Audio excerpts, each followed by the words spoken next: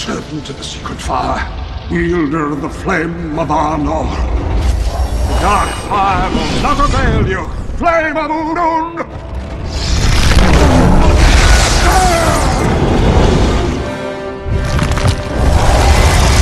Go back to the shadow!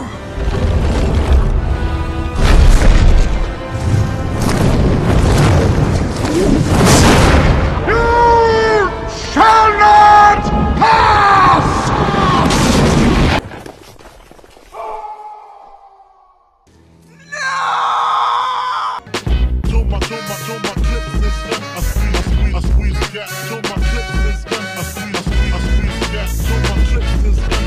Hello, everybody, and welcome to Week 8 of the Empire League podcast. I am your commissioner, Andy Cahill. That is your very sick commissioner, Scott Sprague. Scott, how you feeling? How am I feeling? Poorly. How am I doing? Fantastic. It was a fucking great weekend until it wasn't. Friday night, Jackets had a huge win. And then Saturday night, Ohio State plays undefeated Penn State, destroyed Penn State. It was great to see. Then Jackets back on the road, win a second game. And then we go into Sunday, and, it was the Browns versus the Colts. Osama bin Geider danced on the grave of another injured player, which is just something that we can't have anymore. But he would say that the incriminating gift that he sent was due to a touchdown that Josh Downs scored. I don't believe it. As usual, go fuck yourself. We don't negotiate with terrorists. I will say this, though. Myles Garrett had the best defensive performance I've ever seen from a football team that gave up 450 yards. It was one of the most unbelievable things I've ever seen in my life. Yeah, I mean, the fact that you guys were able to pull out that victory, you got your third stringer in there, and I hear that there's weird vibes now with your starters. So, like, the fact that you're able to win with your defense and you just have a defensive MVP is it's got to make you feel good. It makes me feel something. I don't even know what string PJ Walker is anymore. I think the new game plan is just continue pay Deshaun Watson as much money as he wants to have, and then start PJ Walker and win. If it ain't broke, don't fix it. Yeah, well, so far not broke. What is broke, however, is the league dues. The league dues have not been paid by everybody. Now, the deadline isn't until November 8th. So you do have a little bit of time. You got 2 weeks from the day of this recording, approximately. However, come on, guys. I talk about this every week. I know not everyone listens to the pod, but, like, Scott, your own brother has not paid up. Yeah, well, he doesn't What's listen going on? We've got Nolan hasn't paid.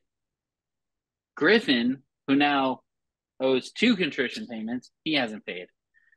So I know that there's one more. I want to say that it's Briggsy hasn't paid. So we got 4 guys, got to pay up. If you need the link again, let us know. But no excuse to not get paid up in time. That's how we make sure that people get paid out at the end of the year. So don't worry about contrition payments for anybody who owes contrition payments. We'll deal with that at the end of the year. But just pay your league dues ASAP. All right. Moving on. We did have a special request in the chat last week. So Scott, take this. Yes. Yeah, that's right. Well, we asked at the end of the last episode if any of you guys had any suggestions on how to make the podcast better. Please let us know. We had one suggestion, and that was to see our tits. And you will get what you asked for. What's it gonna be, Kyle? You have to decide. Tits or destiny?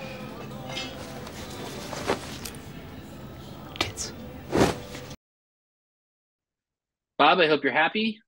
Week 7 in review.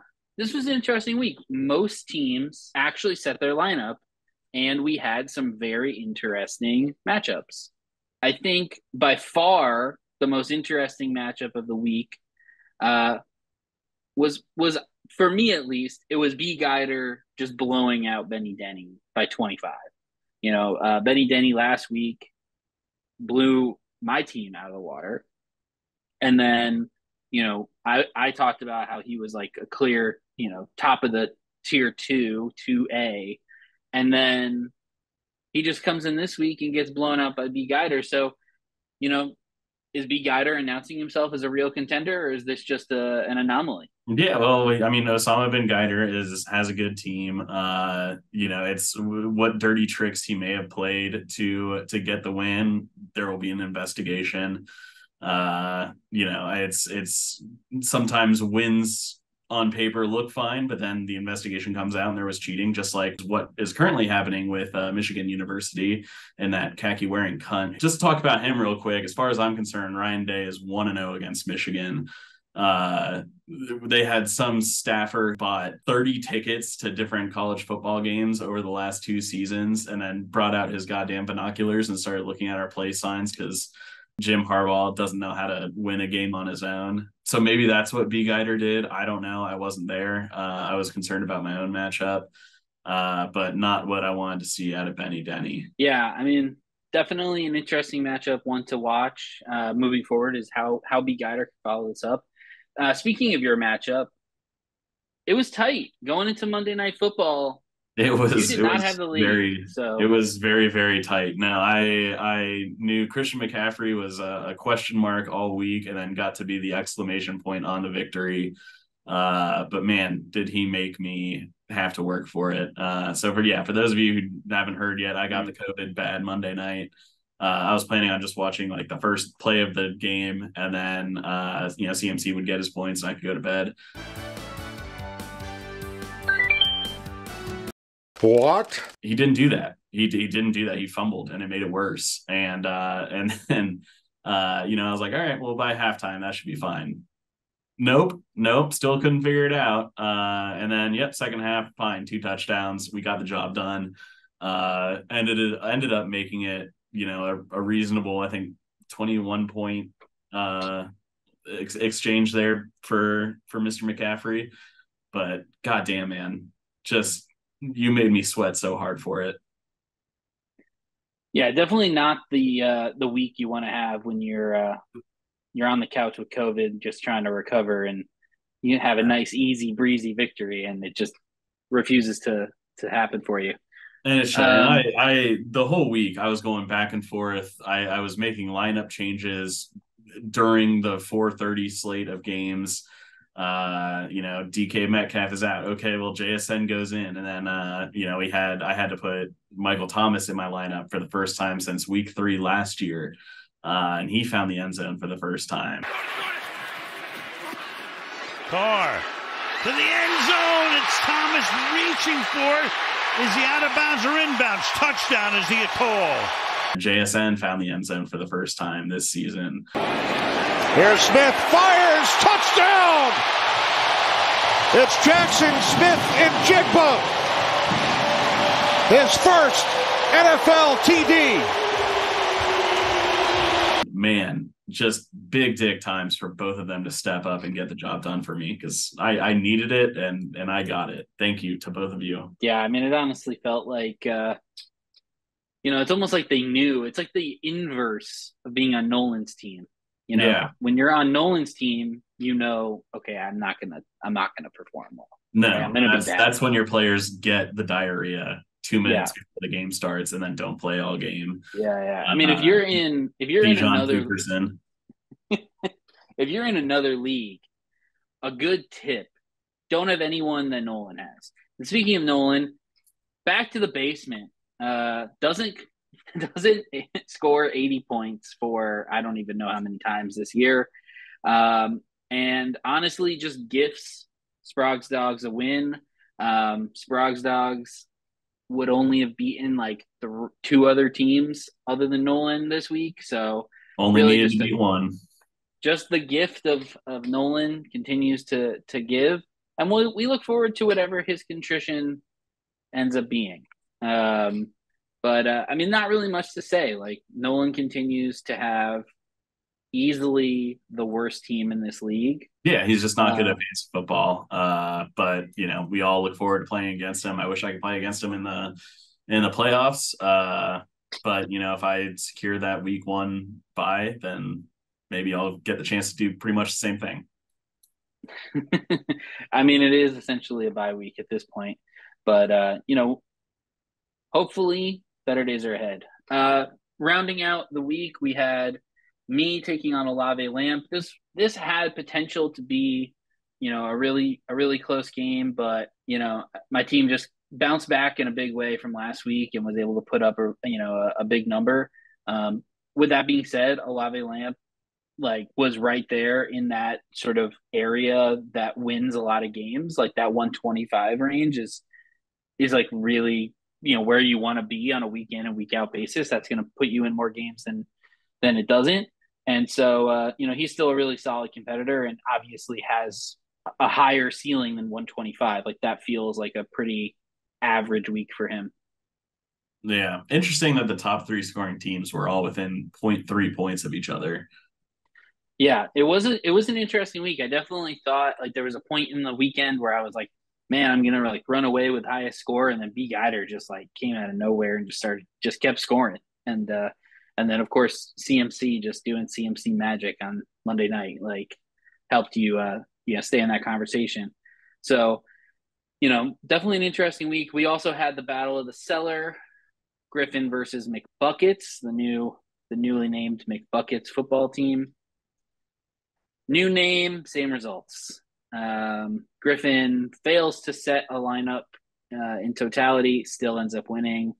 McBuckets was really damaged by a couple of just bad performances, he let's see, let me pull it up really quick. I know at one point he had a 0 from Cooper, who only ends up with 3.7. He ends up with a 0 from Jameson Williams, and the entire Lions offense looked useless for the first time this year. The $69 million man, the $69 million man just is a backup at this point. He's just in a rotation. Ford gets hurt. Tua has a bad game against Philly. It was just a perfect storm of shittiness. So, not much else to say about it. Just an unfortunate performance, but it does more or less eliminate any chance of a real run, in my opinion. You never know. We'll talk about it in a little bit, but he made a move, so got a running back. Maybe that helps. But we'll see. I think it might be time to build for 2024 at this point for McBuckets. Yeah, was still able to outpace Nolan, but that's pretty standard. That's mostly due to a 70-yard broken play touchdown catch from Josh Downs. But it was enough to get the job done, so we don't have to see a video from Corey this week. Yeah, Nolan, I guess Nolan was in the position of starting Sam Howell, which when you have 5 quarterbacks and that's the one that you have to play, it's pretty bad. It's outstanding. I don't know anybody else who could have put themselves in that position. Especially when there are other quarterbacks who are better than Sam Howell on the waiver wire, and you just decided, no, let's howl at them in. Yeah. So let's move on to the power rankings. We've kind of touched on this. We definitely are starting to see the playoff picture really begin to take shape. Just a reminder for everyone, if you haven't looked at the rules recently or you don't remember last year, top 6 teams get in the playoffs, top 2 teams get a bye. So as of now, it is me, welcome back Saquon, Benny, Denny, Olave Lamb, B Guider, and Sprugs Dogs are in. Griffin, Briggsy, McBuckets, and Moto Panicaco are on the outside looking in. Yeah. And I don't think it's a hot take to say that Griff and Briggsy are really the only teams that have a realistic opportunity to get to that 6 seed without something going horribly wrong for one of these 4 and 3 teams. So that does bring sounds about right. Especially there seems to be a plateau break separating those two, with Sprague's Dogs being on the bottom as of now of the playoff bubble, but still in, and then Griffin somehow being the top of the teams that are not in. There might be some changing between those teams, but I as of now, I think the playoff picture is pretty set, and barring catastrophic injuries or a bipocalypse that completely fucks some team over, I think these are the playoff teams that we're looking at. Yeah, I think that, Briggsy does have almost 100 more points than Griffin, so could see some evening out on that. But we've been talking about Briggsy and McBuckets kind of making a jump for a few weeks now, and it hasn't happened. So there's no reason to believe it will. That kind of leads us into the power rankings. Killing Unicorns, obviously, in a tier all by yourself, over 1,000 points, outscoring the field by, the closest competitor is Benny Denny, and he's got like 150 fewer points. So just lapping the field right now. But as we saw this week, the margins are getting a little smaller as there's some injuries stacking up and bye weeks are coming. Not So some how you injuries. feeling? No, half of my team is on IR right now. And thank God, for whatever reason, the NFL seems fit to have 6 bye weeks 1 week and none the following week. So I have no bye weeks this week. Neither do any of you. Next week might be a problem. Got some bye weeks, got some injuries, but we'll cross that bridge when we get to it. Yeah. And then tier 2, last week I talked about it being like a 2A, 2B situation. At this point, I think we have to just say tier 2 is pretty big. I would say it's me, Benny Denny, Olave Lamp, and now B Guider has clearly entered the chat when it comes to tier 2. I would put it in that order. I think the standings order is probably right for tier 2, but any week that can shuffle at this point. I'm 5-2, but Benny Denny, Olave Lamp, B Guider, all 4-3. I can already hear Scott's brother complaining that he's not in the group at 4-3. But I just think B Guider, like Olave Lamp, Benny Denny, and me, like just a different level of competitor. Different, like all of us have broken 800 points. I don't know. It just feels like a different matchup. I don't know if Sprague's Dogs will be complaining at where you put him in the power rankings, because I don't think he listens to this because he is a bastard with no heart. Dennis is a bastard, man! So I don't really care about his opinion on the matter. I do think that, he knows. I've talked to him earlier this week, and he's very excited to beat you and knock you down a peg. So regard that, this could be his chance to either solidify himself as part of that group that belongs in the playoff picture, or if he moves down to 4-4, then all of a sudden he's 500, and we'll be on the cusp of the bubble. So this is a big week for him, and we'll see if he's able to take advantage or not. Yeah. Speaking of that bubble, we do have Sprague's Dogs there, and I think he's kind of like alone as like the tier 3 kind of competitor. Then tier 4, I have Briggsy in tier 4. I know he's technically below Griffin. It's just, again, he scored 100 more points. He's been consistently competitive. He's just had really, really bad luck. He's had 100. Yeah, Briggsy's team is a lot better than his record is, though, and that's just even last week is a good example of that, where now he has Mark Andrews back. He has Patrick Mahomes. He has Cooper Kupp is back from injury. He'll get some wins in the back half of the year. Yeah. So, we've got that, and then we've got the bottom tier. Griffin, I'm sorry, you're in 7th. You're one spot out of a playoff spot, but I just don't buy it. Like, hasn't broken 700 points.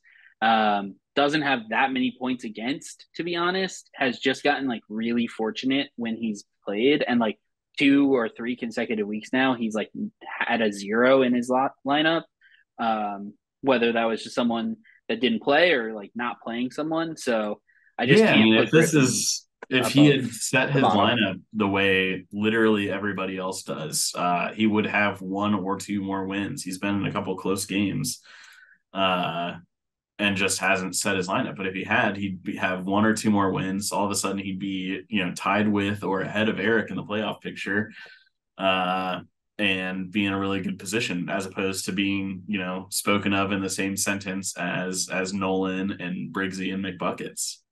Yeah. So, and then like we were talking about, McBuckets, Nolan in the basement. I will say one positive thing about McBuckets is that he continues to make moves. He continues to be active on the waiver wire. He's definitely trying to improve the team, but ultimately barely scores 80 points this week. It's been a rough year. There's no question about it. And then Nolan just is the anti-fantasy football. He's just anti-fantasy football. And it's like any good decisions that he makes turn into bad decisions. He is, whatever tier I've established for myself at the top, he has done the same at the bottom, to the point where he should change his name to Saving Horses.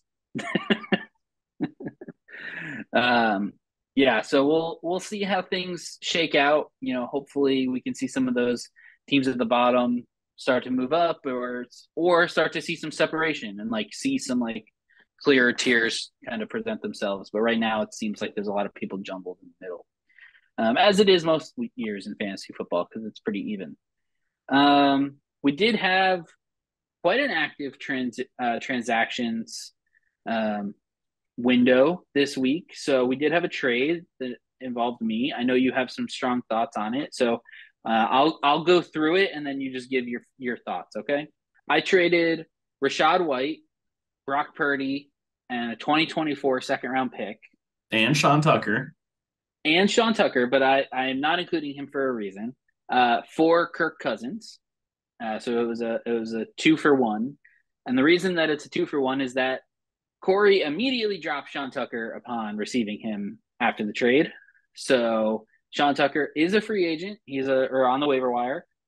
He can be picked up by any team for a little bit of fab. And so that trade is effectively Rachaad White, Brock Purdy, a second for Kirk Cousins. Your thoughts? I don't understand trading for somebody and then immediately dropping them. If you don't like the player you're getting back in a trade, ask for somebody else. We're talking about Andy here, who again, and I will say it until the very last week of this season, if Andy wins, it's all fucking over. So he's in a position where, he has Brock Purdy, who has been playing like fucking hot, stinky ass garbage for the last 2 weeks, gets concussed, wasn't going to play this week. And Andy was in a position that he was going to have to play Geno Smith against Cleveland to, keep his spot in the ranking. And then he's just gifted the QB6 on the season for one aging running back, one rookie running back who had some pedigree coming in after the draft this year, who you immediately dropped, and then a second-round pick, which is fine. Andy's got some free roster spaces on. I would be shocked if Andy doesn't just turn around and pick Sean Tucker right back up off the free agency. I see you smirking there on your Zoom. I know you're fucking thinking about it. I know you have the roster spot to do it. If somebody doesn't pick up Sean Tucker and gives him back to Andy, I am going to lose my goddamn mind. Can I get you to say right now on the podcast that you touted Brock Purdy as having the safest floor of any quarterback in the NFL? Admit that was bullshit, or admit that was not true. He's not on your team anymore. Brock Purdy doesn't listen to this podcast. He's never going to hear what you say about him. Admit that he was a human like everybody else and that he's capable of bad games, because he had 2 smelly, stinky garbage games. And those 2 smelly, stinky garbage games came immediately after you said he had the safest floor in the NFL.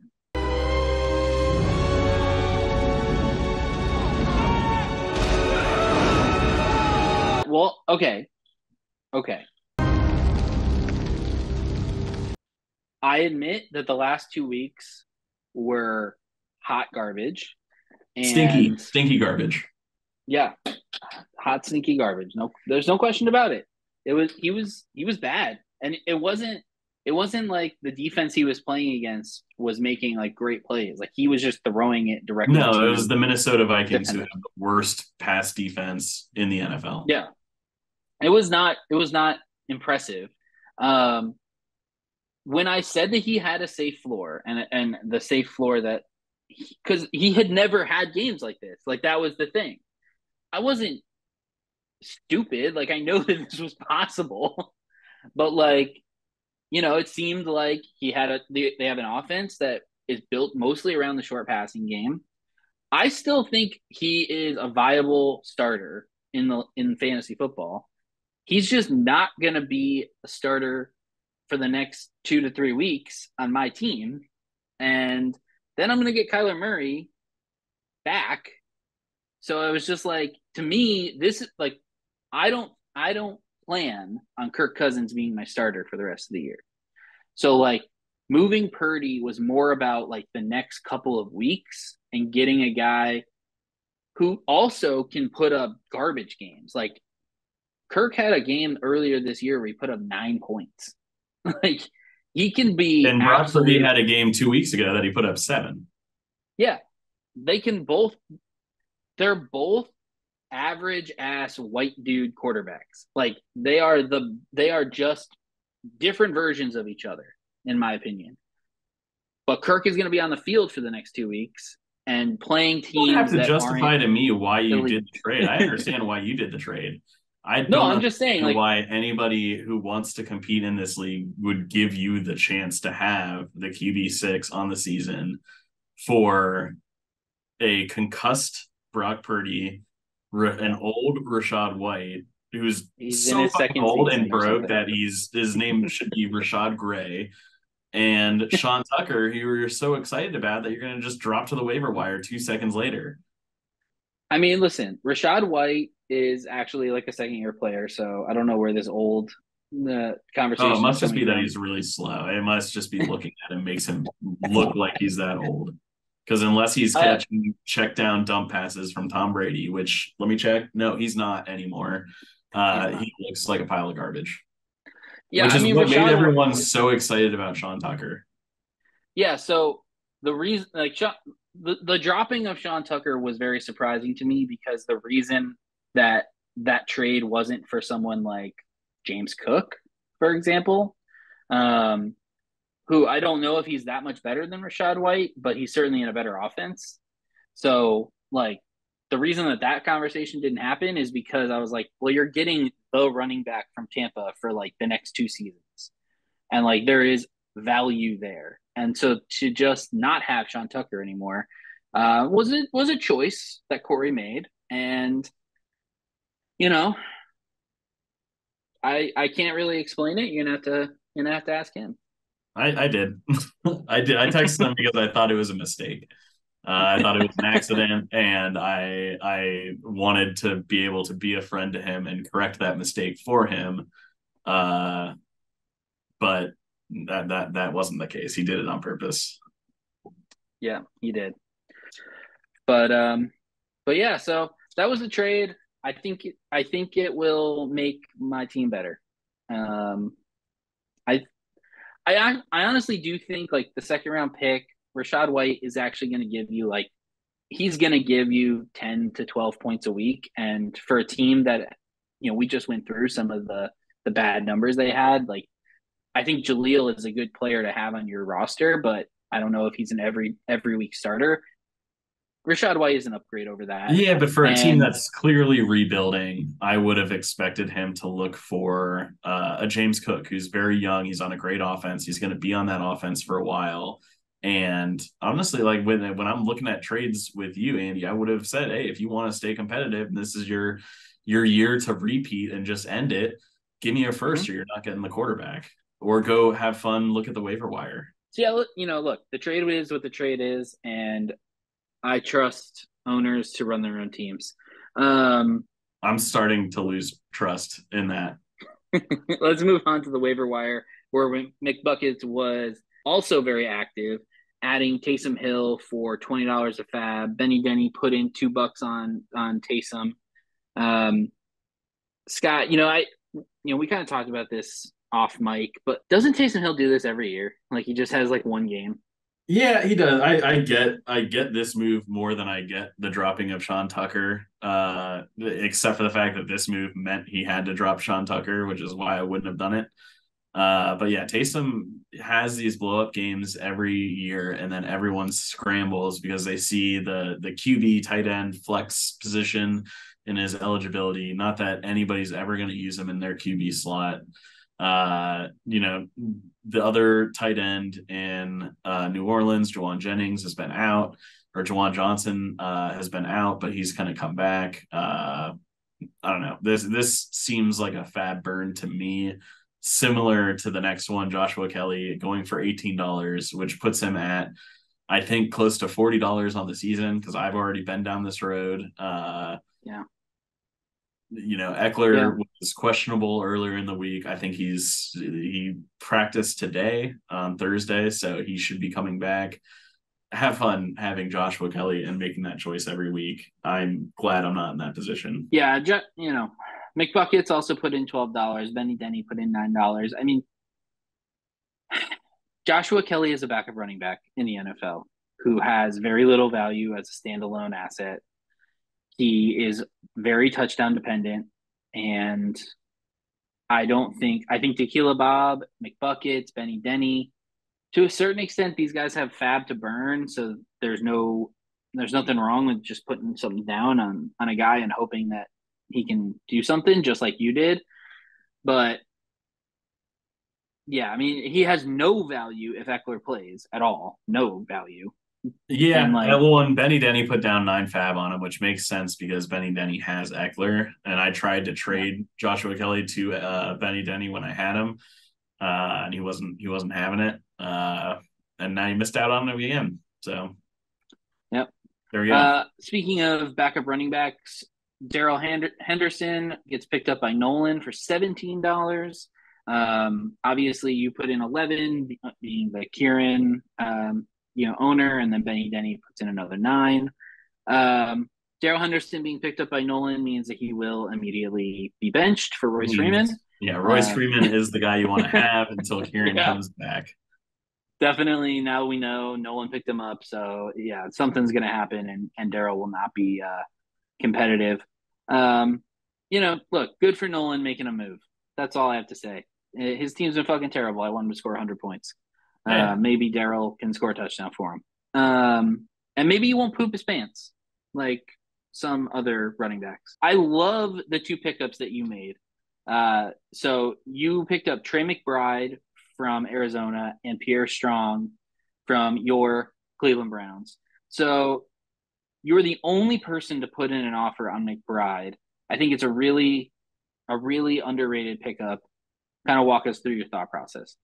Yeah, Arizona targets the tight end more than any other team in the NFL, and they have been targeting geriatric Ertz, and he is now gone. He's on IR, and his contract is up at the end of the year. They drafted McBride to be the dude, and he's faster, he's more athletic than Zach Ertz. And now all of those targets belong to him. And their offense has looked good with Josh Dobbs. And as you said earlier, they're getting a quarterback upgrade coming in the next probably 2 weeks. But for now, week 10 probably. Yeah. So Trey McBride's going to be a play, for the rest of the year. And, I have Pat Freiermuth out on IR, and I have the tight end one in Atlanta, Jonnu Smith. But I needed someone that I could plug in and play. And I'm going to, give me a week or two, and I'm going to start feeling more confident in Trey McBride than Jonnu Smith. And I think Trey McBride is somebody that I can continue having and carry into next year. This is a second-year player. He will be the number 1 next year. I'm stoked that I got him. I can't believe nobody else bid on him. And then Pierre Strong, less sexy than Trey McBride. We all saw Kareem Hunt come back and do the business last week. But now Jerome Ford, a.k.a. Gerald Ford, is going to be out next week and probably the week after. And so it's going to be a lot of Kareem Hunt and a lot of Pierre Strong. Probably 60-40 Kareem Hunt having the bulk of that. But Kareem Hunt's also a little older, so maybe, in a pinch they give the ball to Pierre Strong in between the 20s, and he's got a faster burst speed, but goal line is probably still going to be Kareem. But I have a lot of hurt running backs right now, and so I'm looking, maybe not this week, but next week in particular. I'm pretty confident that I'm going to be playing Pierre Strong. I'm not pretty confident in Pierre Strong, but I do think I will be playing him. Yeah, I mean, I think, you have, we keep going back to this comparison, but I think it's just like the one that makes the most sense this year. I think Pierre Strong is going to be like Jalen Warren, right? Like, he's fast, he can catch the ball out of the backfield, he can make explosive plays, but he's not going to necessarily score a lot of touchdowns. He's not going to be he's not going to be a 3-down back with Kareem Hunt there.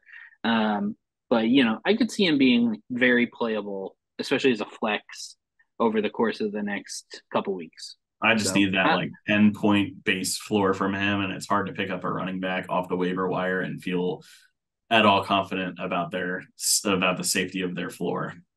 Yeah, definitely. And then, on McBride, like, I'm cautiously optimistic about Kyler coming back. I think that this offense that they're running in Arizona has, like, they actually look competent. Like, they look like they're running a real NFL offense, and they don't have like great weapons out there. And they're still like in games with a subpar quarterback. So if Kyler can come back and be 90% of what he was, especially throwing, like that's the thing, is like, everyone, I think a lot of people think about Kyler, they think about his running ability, but if he can just be accurate and operate from the pocket, that offense could really start to impress some people. And Trey McBride is definitely going to get a lot of targets. So I think it's a great pickup. And it also frees you up from having to rely on a Matt Canada offense, which is something that you don't want to do ever. No, I don't. And to be fair, I don't want to be relying on the Atlanta offense either. Yeah. So it's, I don't like carrying 3 tight ends, especially if I can't put one in the IR slot, which right now I can't do because, no vacancy. We're fucking full up in hotel IR. But so I need someone, God forbid Johnny Smith goes down. I'm very happy to be playing Trey McBride probably the rest of the season. Is Hotel IR your new team name? No, it's killing unicorns. I will overcome, I will adapt, I will outplay, and I will outwit whoever I'm playing against. Well, this week you're playing against Griffin, so I don't think you're going to have too much of a worry, but you never know. Any given it's Sunday. The ones you most medium suspect. Most medium, yeah. Following up, that matchup, we've got me versus Sprague's Dogs. I know I say this every single freaking week, I feel like, on this podcast. I really think this is going to be really close. My team is, I think, better than the projections, but I think they've shown this, my team has shown the propensity to have down weeks. And Sprague's Dogs, if the Cowboys are good against the Rams, I'm going to have to deal with a lot of, crap. This is obviously the first time we've matched up since we made that big trade earlier this year. So that'll be interesting to see, which side of that trade comes out on top. But definitely a good matchup. Any thoughts on that, Scott? No, sorry, I got some breaking news. I know you had one of the Steelers wide receivers, and I just got an alert that Deontay Johnson is not playing or did not practice today, and I thought that was one of your receivers, but it's Nolan's, so it's not an actionable news item. It's also not surprising that a player on Nolan's team doesn't want to play.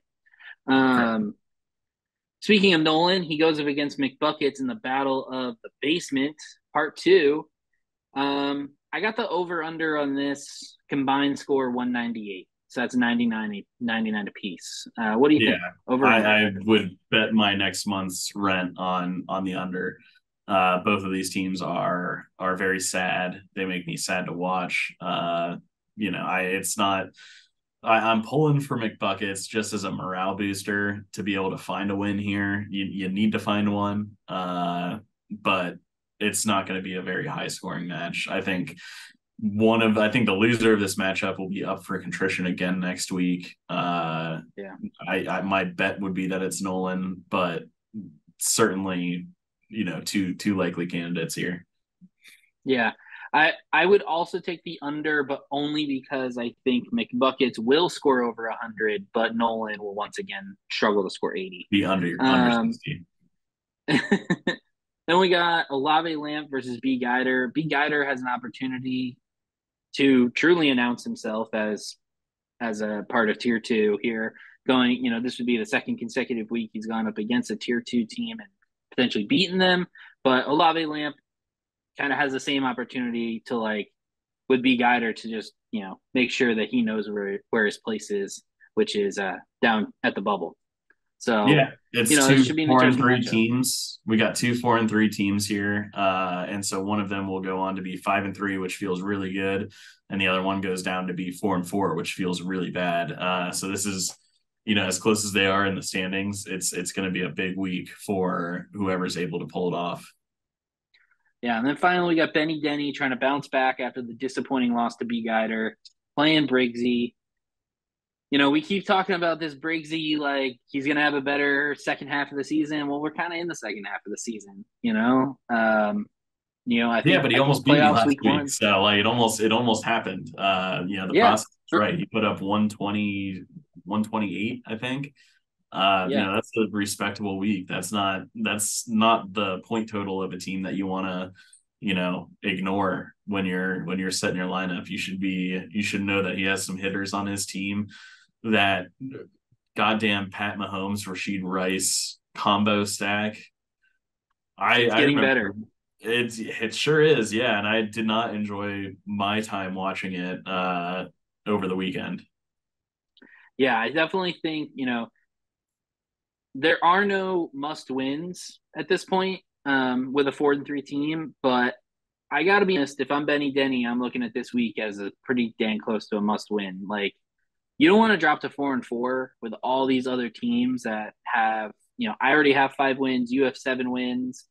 You're on the verge of out of contention for that top 2 seed if you go to 4-4 right now. I will say this though: if Briggsy finds his way to 3-5, he could get back to 500. He's not out of it just yet. Not at all.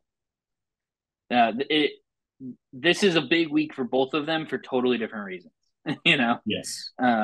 So I think that we should have a good one there. But yeah, I think that does it for all the matchups this week. Is there anything else that we didn't go over? I think that we have a pretty solid week ahead of us with no buys, so everyone should be at pretty close to full strength outside of injuries. Yeah, which puts me right about half strength. Well, on that note, we're going to call it a week. Scott, I hope you feel better. Good luck this week, and good luck to everyone else out there, with the exception of your brother. I'm fine with that. All right, have a good one, everybody. Goodbye.